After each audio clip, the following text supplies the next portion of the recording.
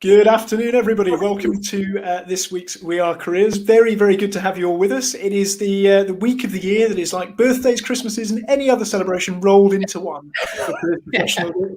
It is, of course, National Careers Week 2021. Very exciting to have all of you here with us. Thanks very much for those watching. As a reminder for those who haven't met us before, my name is Chris Webb. I'm a higher education careers professional, registered career development professional and CDI member, and a freelance careers writer and podcaster. There's a mouthful for you. And I'm joined as always by Meet Sabiha, my wonderful co-host. So Sabiha, how are you doing today?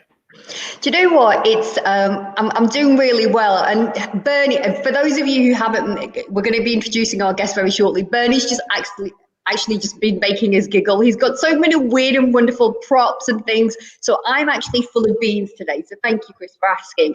And again, if anybody who doesn't know me yet, my name is Sabiha. I work in 12 countries as a RCDP, and I specialize in working with young adults who are looking to transform their career potential. And I'm also the creator of the 4.0 Class Academy, which is all about upskilling international career guidance counselors, helping them deliver powerful career support to their students.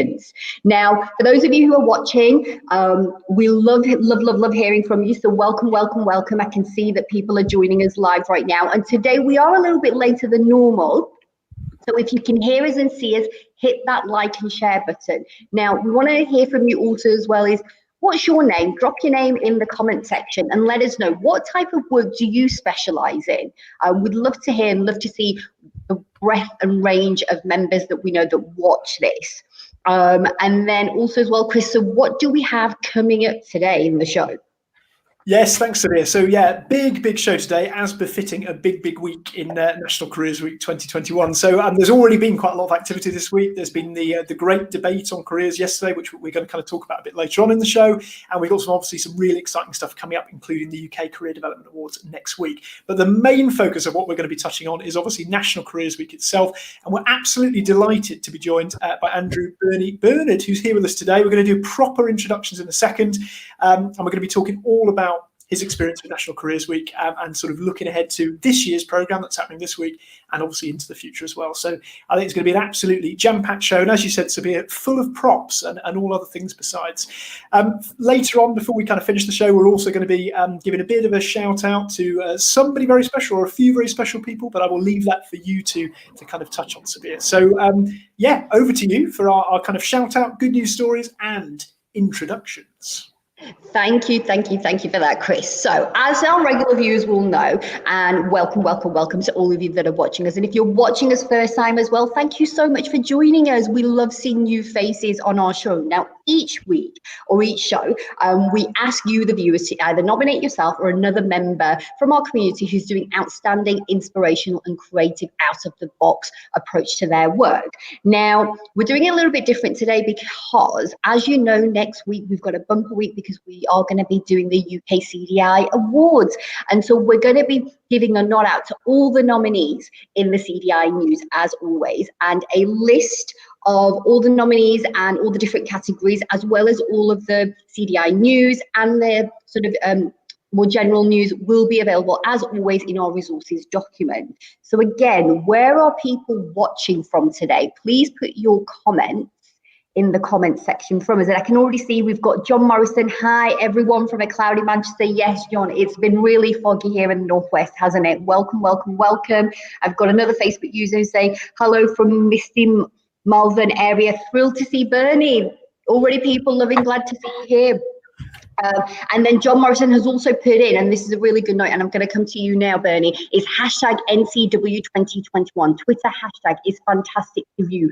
Really great and positive to see how much is happening this week, thanks to the team at National Careers Week. So without further ado, Bernie, why do they call you Bernie? Firstly, that was one of my curiosities that I wanted to know. So fill us in with that first. If I'm honest, it's my own fault.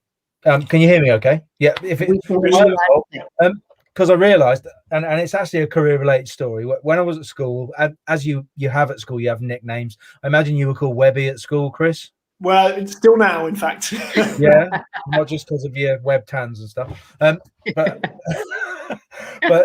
all my friends were called stuff like Joey, Tony, Porky, Hursty and Buzz. And they started calling me Bernie because my surname's Bernard. And loved it. One of the lads, you know. And then went away to college, then went for an interview, and I thought, well, I should probably call myself by my proper name, introduce myself. Hello, my name's Amima, and I mumbled my name right, and it took me 5 times for this guy to understand me. I didn't get the interview, and I'm driving home thinking, what a muppet, what a clown. He couldn't get my name right, and then it really hit me that it was my fault because I mumbled it. It didn't make me feel confident. I don't like the way Andrew, the way that the syllables smash together. Despite the fact that my dad was Scottish, so I'm kind of named for St Andrew, and my mum gave me the name, I said, sorry, I don't like being called it. So everyone now calls me Bernie. Even my kids call me Bernie sometimes. So it's, that's it. That's the story. It stopped me feeling very confident because I would often have to repeat my name. So I just thought, you know what? I'm a grown up. Call myself what I like. So that's my first tip for confidence, really. Call yourself what you like. Batman, rainbow, unicorn. It's up to you. You're going to have to say it. I love it, Bernie.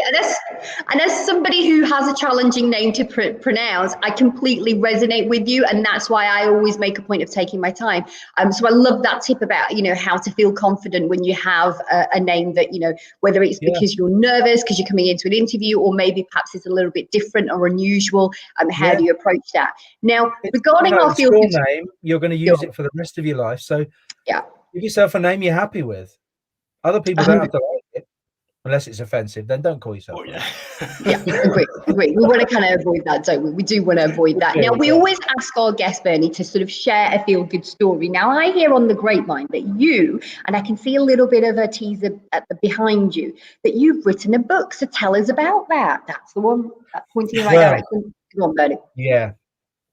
I had an idea for a book years ago, right? I had an idea. I did the wrong job for 17 years after being a complete muppet at school. I got an E and a U at A level from a grammar school. I was a complete clown. At A level, I just went off the rails because my mates went to college and I wasn't allowed to. My parents said, no, you're staying there. And I went, right, watch me. And I did everything I possibly could to make it as bad as possible. And when I got those results, I ended up doing the wrong job for years. And then part of my work with young people, I set up a business called Innovative Enterprise about 15 years ago this year. And we deliver enterprise and business workshops and motivational talks. And part way along, I thought, I need another resource. I'm going to write the enterprise alphabet, a book full of positive words. I thought, 26 letters. How hard can it be? Turns out, I'm guessing you've got some stories to share with 26 letters. It's quite hard. So it took a while, but then it turned into these cards. So I made these cards, which are really useful. So we were playing countdown before we went live, weren't we? We did. And then I had this idea. I've got to write this book. There's loads of stuff that I'm doing, loads of stuff that we've been doing. I mean, I've worked with 150,000 kids. So we've worked with loads of different types of schools, all ages. And I've seen some patterns repeating themselves, which related to what happened to me. But also, I think, we could make this better. We could make young people's experience of stepping into the future better. Because, let's face it. Yeah. From the age of 3, we are told in the UK, stop showing off. Yeah. Stop being a big head. Yes. We've seen you lip sync. We've seen you dance. We've seen your penalty scoring. We don't need to see it. Just stop doing it. Yeah. And then at 17 or 16, we're supposed to go, ta-da, we're here. Give us a job. I've got all these brilliant, but we don't know what they are because we don't really, they're not really measured and they're kind of seen as secondary things. So this is where this little thing comes in. There's one of us, right? We're one person, but we pick up skills from sports. We pick up skills from being at school academically. We pick up skills with, family dynamics. So we learn quite early on that we use a different language with our grandma than we do when we're with our mates. Well, I hope we do. You've got sports, you've got leadership, you've got part-time jobs. If you're a babysitter, people go, oh, I'm just a babysitter. Well, no, you're not. You've got skills. You're trusted. You're caring. You're able to kind of negotiate, which is a lot of babysitting. Yes, it's bedtime. And, as long as you give the child back to the parents at the end of the night reasonably okay, you'll get paid for it and you'll get asked to come back. So they're really valuable skills, those interpersonal communication skills. And I just thought that there's a gap between what young people learn in school academically, which is, vital, but actually what they learn about themselves. So my book, The Ladder,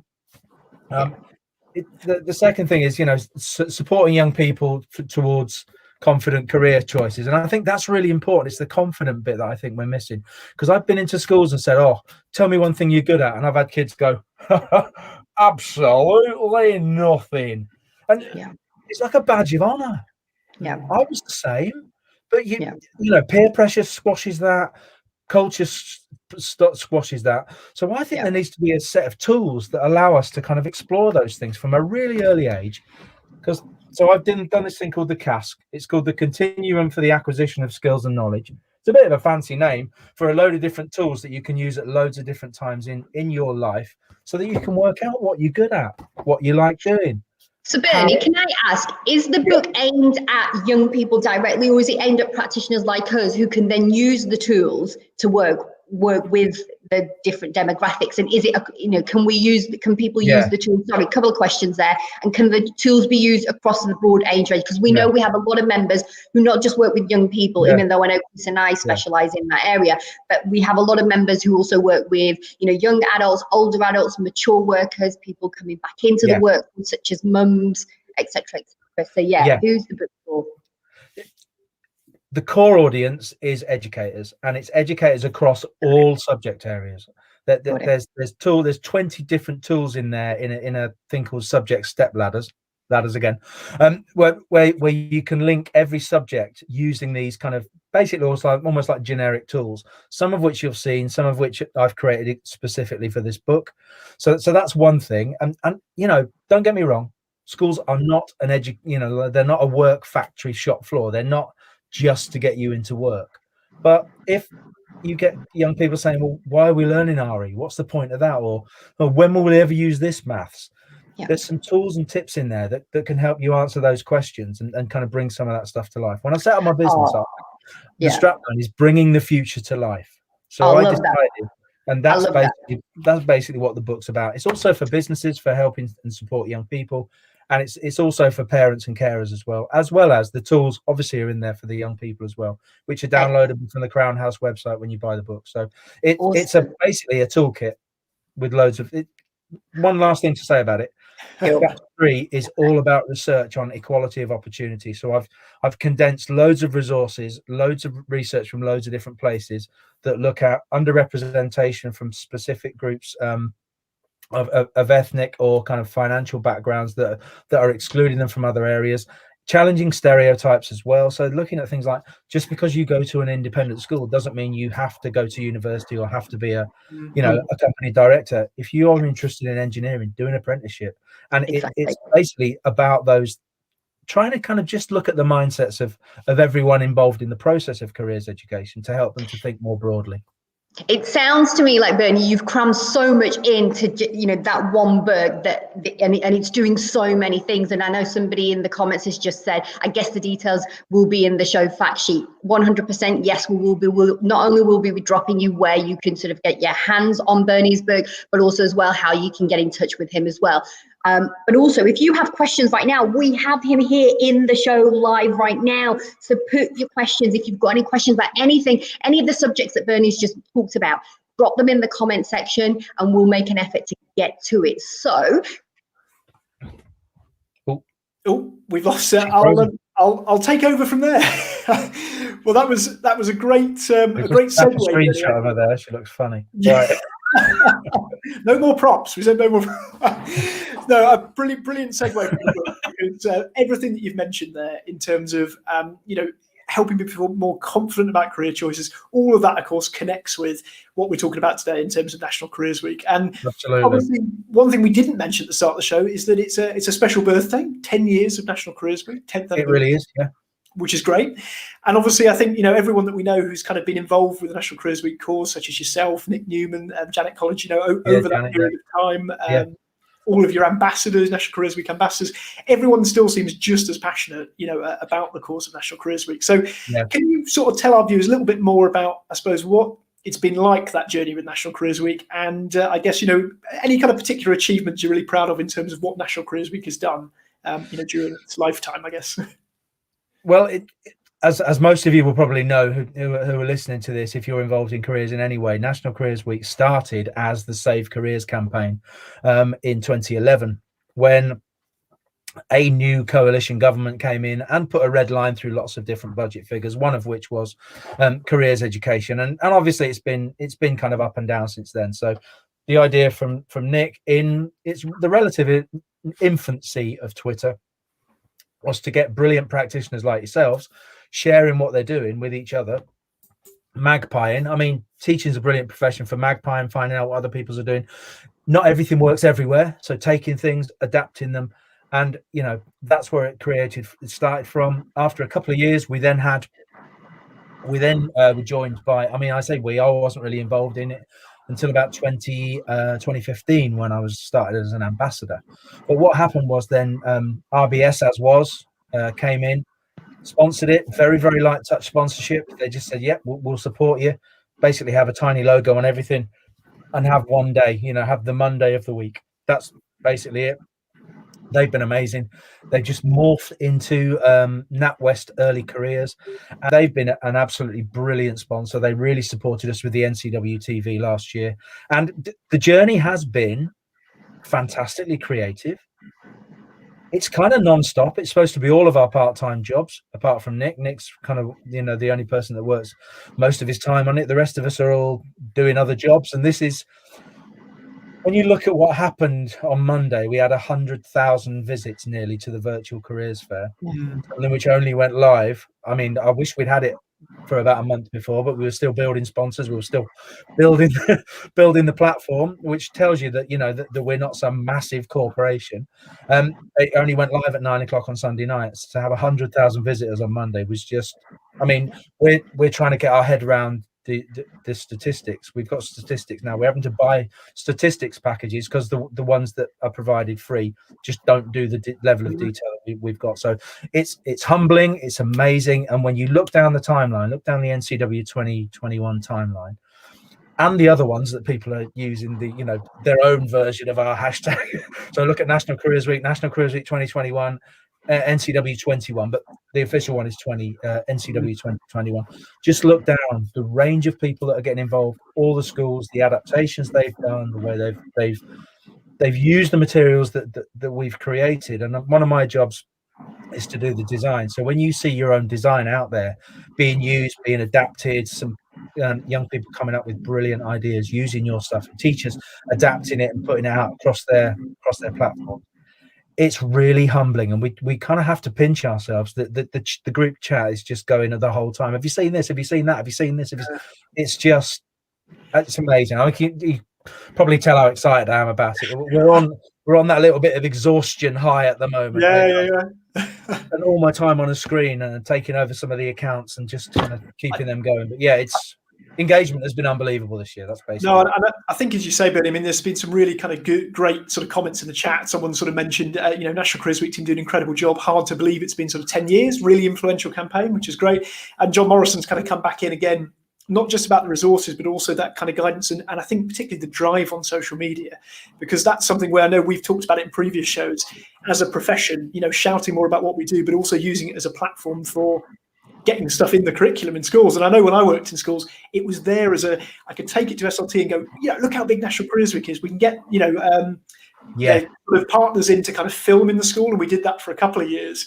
And obviously from the school perspective, great, it raises our profile, but, you know, it allows us to maybe work on some of those projects we couldn't get backing for before. So I think that's a really good point. And I've been saying quite a lot of the time to schools that are maybe slightly reticent about it, use it as an excuse to get a bit more involved. Use it as an excuse to I've come up with the idea. I don't know whether I've come up with the idea, but the idea of a parent careers association. You've got a PTA at school, have a parent careers association, maybe led by one of your governors. I like that. Get them involved, and they'd say, look, we're doing stuff for National Careers Week. Have you got any friends? Have you got any neighbours? Have you got members of your family that do this or that? Could they come in and give us a chat? Can they come in and can you do a video about your work? Could you do a Zoom chat with year 9s who are confused about engineering? You know, just use it. Use the kind of leverage that is built up there now as an excuse to just get something happening that you wouldn't normally do. No, absolutely. Because I mean, I think a couple of years ago, and a few schools did it really well, but we sort of managed to get a kind of it was like a careers question time, and it was great because the school had quite good technology. They could live stream stuff into classrooms, so we had local counsellor there, local employers there. it was also tied in with International Women's Day. So it was the sort of thing where they'd probably look to do it if they could, but there's never, as you said, there's never that excuse. And that's where National Careers Week with the national profile, I think, really helps. And that's obviously what's kind of coming back through, obviously, in the chat. And I think one of the things that Nick is a genius at is he's a branding expert. So that idea of a national week that didn't exist before, it's grown exponentially. We couldn't have kind of got our heads around it.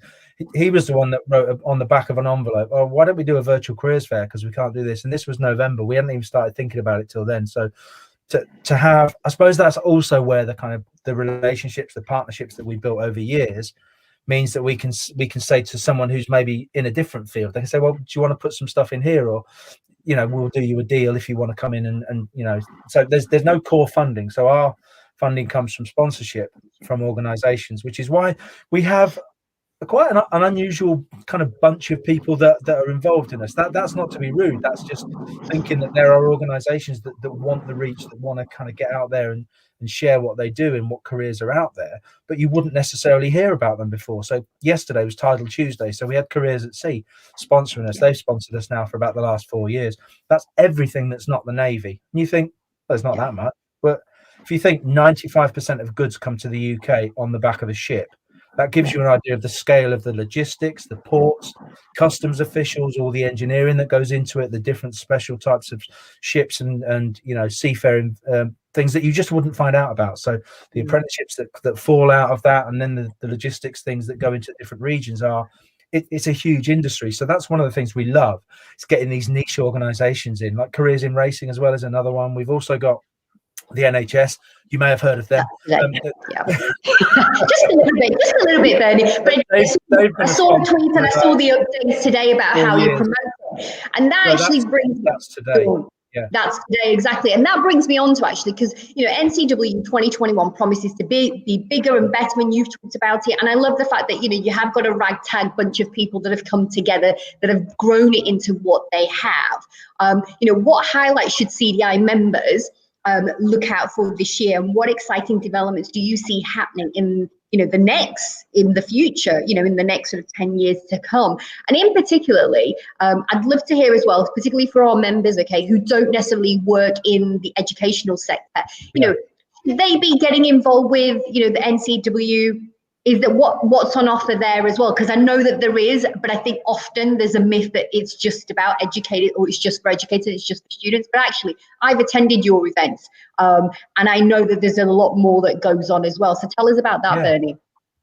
Well, if you look at our headline sponsor, RBS Early Careers, they're all about the first stages of careers in whatever field you go into within financial management. So, we'll have apprenticeships in debt collection, we'll have apprenticeships in different types of finance. So they've got a really good early careers portfolio with things like podcasts and kind of sneak sheets on doing better interviews and that kind of stuff. Yeah.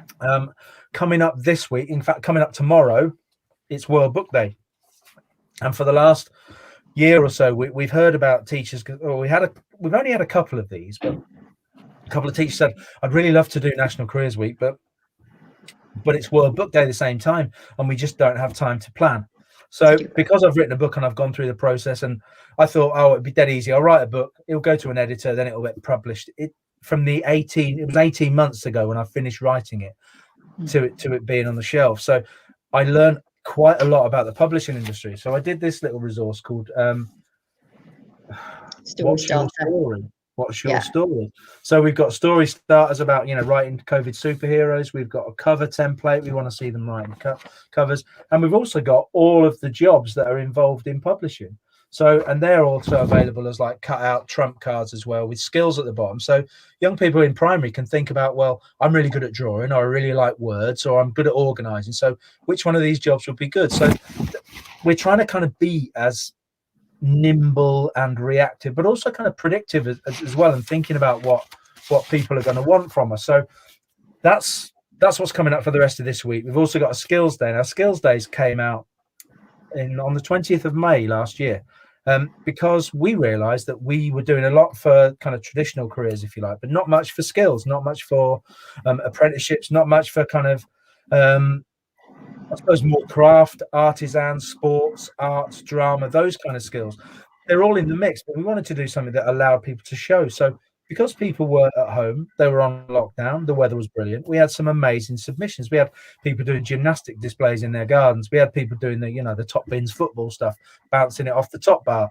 But we also had people doing singing and music. We had basically at one time we had a school that put an orchestra together with the instruments in their own homes.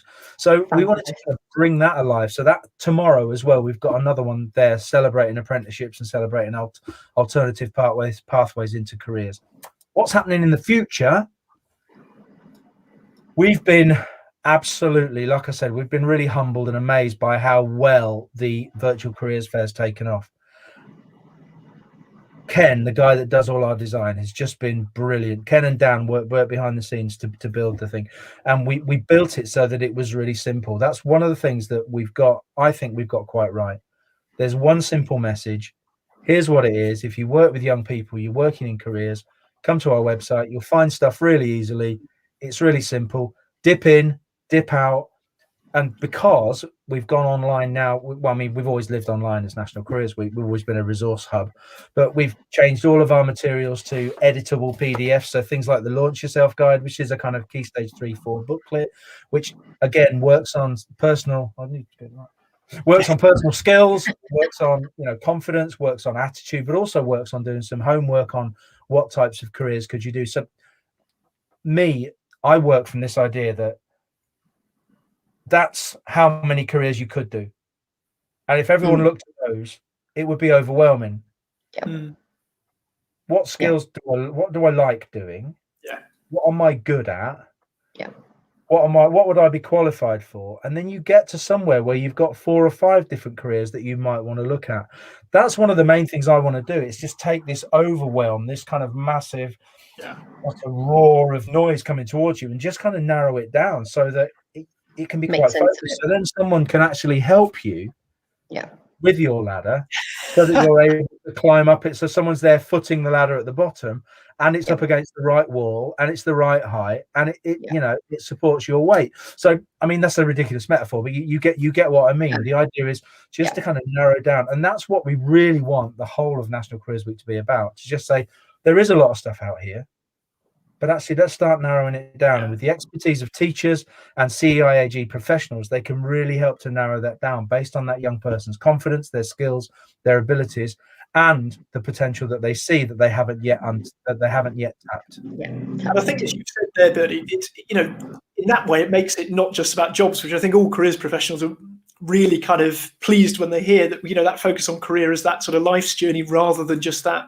what seems sometimes to be kind of an obsessive focus on jobs by some organizations, or kind of by some parts of the government. And I think that's where it's great, the stuff you're talking about in terms of confidence and skills, is so applicable to the wider parts of personal life as well as professional life. Exactly. And if I could just bung another thing in about my book, one of the first things I ask people to do when they read my book is to draw themselves a life journey.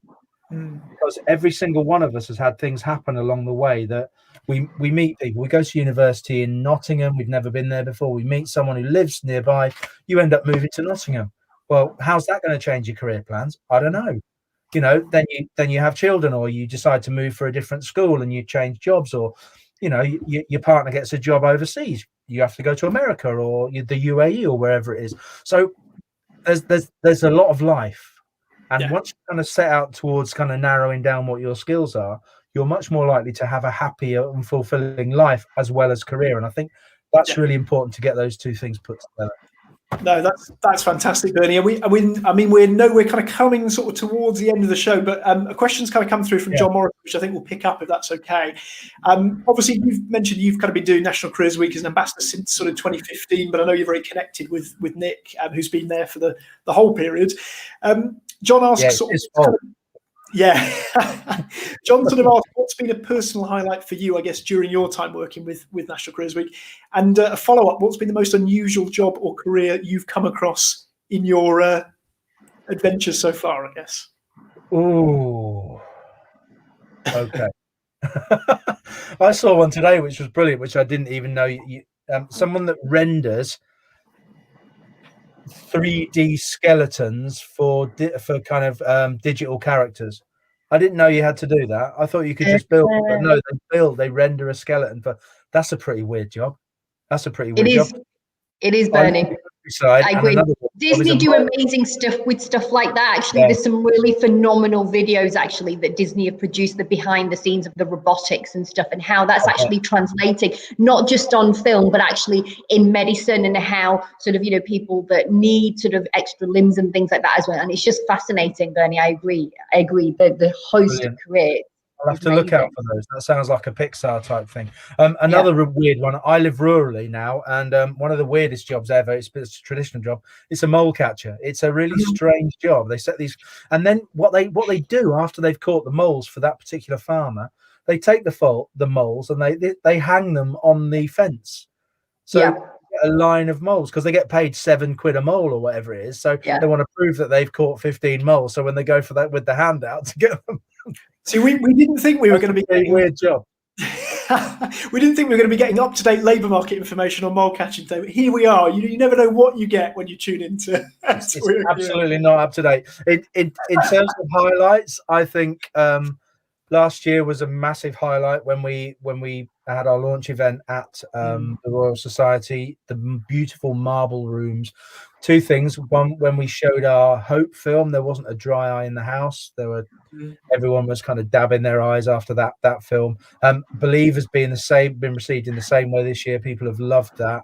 And the other highlight was actually seeing lots of students come up onto the stage in the Royal Society, one of the most famous institutions in the world, was speaking on stage there. And I actually said, make sure you put this down on your CVs, because this is a major thing. It might just be, you're reading out to a room of people, but what you are doing here, you are speaking in the world famous Royal Society building. And I think that for me was my two highlights of the whole time. It was just such an amazing feeling to see these young people really pushing themselves and just standing up and being so confident. It's lovely.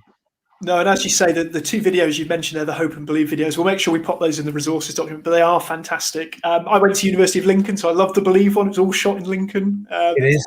Everything in Lincoln. It was great. Yeah, enjoyed seeing that. But no, fantastic, Bernie. I mean, we'll kind of come to the end there, I think, as we've still got loads of comments in the chat thread. John Morrison's mentioned again. Liz Reese apparently has been commenting. Sorry, Liz, we must have missed you. It's coming up as Facebook user for some reason. And one of our Facebook users mentioned, not likely to be robots replacing mole catcher. There's an interesting industry 4.0 question there that we could talk about. But Bernie, thanks so much for your sort of your time and your kind of inputs there. I think, everyone's really sort of enjoyed being able to kind of put questions. You hear a little bit more about National Careers Week and your experience. Any kind of final thoughts, final plugs, final promos about National Careers Week, the ladder, or anything else before we move on? I mean, I'm on Twitter, and people who are on here probably know me. I'm on there as Enterprise S-Box, which is short for Enterprise Soapbox, which is one of the kind of toolkits I developed years ago. I just really would urge every careers professional to just think about their own journey. Where did it start? What were your plans? Because whenever I work with organizations and businesses, I will ask the CEO, whoever they are, I don't care. I'll just say, can you tell me about your career path? And there's only been one person who ever said, well, I planned to be a corporate lawyer, and I'm a corporate lawyer. There's only been one person that's ever done that. Is it the job you planned? How many people say yes to that? I mean, and really what I would say is just think about young people with that in mind. Look at your skills, look at what you love, look at what you're great at. Don't feel like a failure because it took me 4 times to get maths. So, don't feel as yourself as a failure, but start to work on those other skills alongside the kind of the measured ones, if you like, because it's going to be your passion, it's going to be your heart, it's going to be the things that set your soul on fire, that is going to be the thing that you'll enjoy most in work. And Bernie, you've done some incredible promo for us there, because our next episode coming up in a fortnight is all about careers in careers. So careers for careers professionals, managing your career as a careers professional. So it's almost as if you knew, but I don't think we actually did tell you. So that's that incredible psychic ability. Psychic burning. Thanks so much for joining us today. Before we finish off, do stay on the call, everyone. We're going to go through some really kind of important stuff about next week's UK Career Development Awards and some big news about the great debate that took place yesterday. So, Sabiha, over to you for our CDI news for this week. Thank you. And Bernie, it's been an absolute pleasure. I knew today would be a fun show, and you surely did not disappoint. And so, Chris, thank you for the CDI news. I'm just going to do the top 3 highlights, and as always, you'll find details of whatever we're discussing through the general news in the resources document, which our wonderful Liz will be making available shortly after the show. Now, yesterday, the CDI Great Debate happened. Did you attend? If you are watching the show live right now, or even in the replay, type yes in the comments, because I know I spotted a few familiar faces and lots of unfamiliar faces as well. When I checked, I believe when I was listening to Jan, she mentioned that there was over 400 members that had registered to join the debate, and I think sort of getting out past the sort of technical issues that they had at the beginning, there was just under 300 people that attended. Now, if you did attend and you're watching the show right now, what was your number 1 takeaway from the debate? Type it in the comments. Now, if you're wondering, you're watching the show and you're thinking, what great debate here? I missed this, maybe you didn't see the emails. Well, the great debate was for career education and guidance in the time of COVID. And yesterday it was organised by the Career Development Policy Group, which includes the CDI, the Careers England, CRAC, ISEGS and IGAS, to raise awareness of the importance of career guidance at this challenging time. And so they invited MPs and Lords from the House of Lords, which included, we had Peter Dowd, Labour MP for Bootle, Baroness Humphreys from the Liberal Democrats, Toby Perkins from Labour MP Shadow Educational Minister, and Lord Lucas represented the Conservative Party.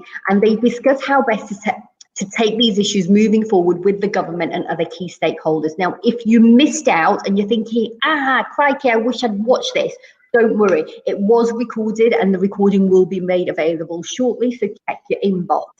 Going with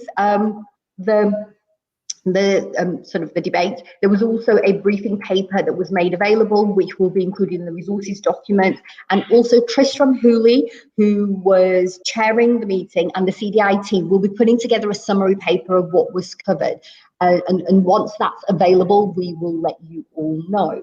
Now, moving on to the next big news, regional reps. Who is your regional rep? Do you know who your regional rep is?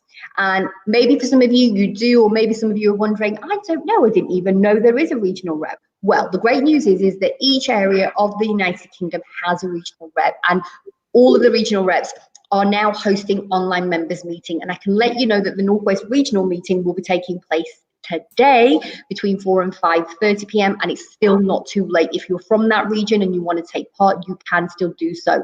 Again, the link to join is on the CDI website, and we'll be including it in the resources document. And in case you're wondering what the topic is going to be, I believe Tom Salton of the University of Derby is going to be speaking about the 3 new career theories for 2021. And then finally, as wonderful Chris said at the beginning of the show, the Careers Development Award is going to be taking place this March in the form of 3 free online award presentation events. And it's going to be starting on Tuesday the 9th, Wednesday the 10th, and then finally on Thursday the 11th. And each day, the sessions will be taking place between 3:30 and 5 p.m. So if you haven't booked your place already, please go and head on over to the website. And this event can be attended by friends and family and people who aren't even members of the CDI as well. Everybody is welcome. Now, there are 6 awards, and I'm going to be running through the list. And I want you all to join me today, please. And if you're watching live or if you're watching on the replay, please drop a clapping emoji for all the amazing and phenomenal nominees for the 6 different categories. Now, the Individual Practice Award is sponsored by the Careers and Enterprise Company and the British Armed Forces and launchyourcareer.com.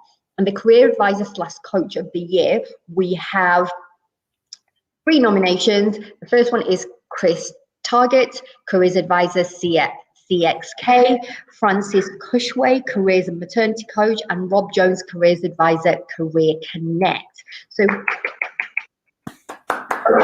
well done. And then the second category is Careers Leader of the Year. And we have, and again, if I say anyone's name wrong, I apologize in advance. We have Finn Bradley, Careers Academy Manager and Deputy Head of the Learner Service for Northwest Regional College NI. We have Hayley Jacobs, Careers Leader for Bryn Do you know what? I'm not even going to attempt to say that. I think Caroline, I don't know if you're watching, Caroline Parry, but I'm going to let you attempt to pronounce it because I know I'm going to say it so terribly wrong. We need some Welsh lessons, don't we? We do, definitely. You're right, Chris, we definitely do. And then we have Mary Hedgel, who's the careers leader and deputy head at St. Damian's RC Science College, Ashton and Lyme. So well done. And then we have the Career Service Manager of the Year, and we have 2 nominations here. We have Sarah Vaughan, Service Manager for Theft and Need Reduction and Early Intervention Services, Career Connect. And we have Steve Jones, Careers and Employer Management Manager at Bridge End College. So well done. And then the Project-Based Best Practice Award, which is sponsored by the DFE, CXK and Unifrog. There are careers program in special schools/colleges. And we have 3 nominations here. We have the ALP Leicester Careers Program, CV Builder at Derwent College, and Project Search Send Support Internships Careers Program, Derbyshire Education Business Partnership. So again, well done. And then the 5th category, we have Innovative Employer Engagement Activity. And we have several nominations here, 3 in total. We have My Future, Chesterfield Borough Council in partnership with D2N2 Local Enterprise Partnership, Careers Hub and Destination Chesterfield. We have Creative Careers Programme and Discover, Creative Careers Week, Creative and Cultural Skills. And then finally, Whole School Career Day, 5th of March 2020, Huntcliffe School, Gainsborough. And then the final category, which is the use of technology in career development. And we have 3 nominations here. We have Career Chat, CC, the little powerhouse that supports your career. That is DMH Associates in partnership with, again, it's a Welsh name. I'm going to apologise for Ponty Disco, I want to say. I know I'm saying it wrong, but give me a thumbs up if attempting to saying that. And then we have Careerscraft, Careers Wales, and then sortyourfuture.com, sortyourfuture.com. So well done. Use of technology in careers and all our nominations, and good luck to all of you. And it will be exciting to see now next week who are our winners, which we will be revealing in our next show. So Chris, as we wrap up today's show, there's a lot that we've gone over, and I know we've run over as well. So what have we got coming up in the next show? Yeah, so fantastic to hear about all those kind of UK Career Development Award nominees. I think be some brilliant award ceremonies next week, even though we can't kind of do them in person. And it seems crazy to think it was a year ago I was at that award ceremony. I can't believe it's gone so quickly, and physically, no less. So really, really great show today. It was great to have Bernie on. For those who kind of enjoyed sort of watching and hearing Bernie talk about kind of managing your own career, particularly. Great news. In a fortnight's time, we're going to be joined by careers superstar Leanne Hambley to be talking about managing a career within careers. And of course, we'll also be revealing the UK Career Development Award winners. Very, very exciting. If you've kind of been interested in everything we've talked about today, or anything we've talked about today for that matter, as Sabiha mentioned, we've got the show resources document, which is going to be coming out shortly after the end of the show on the Facebook community of practice. It will have all of the CDI news in, but also all of the general news that we haven't had time to cover today, but I'll make sure we've got those news stories in there. Lots of great news from around the kind of career sphere as well. So all that remains to be said really is thanks to those for watching.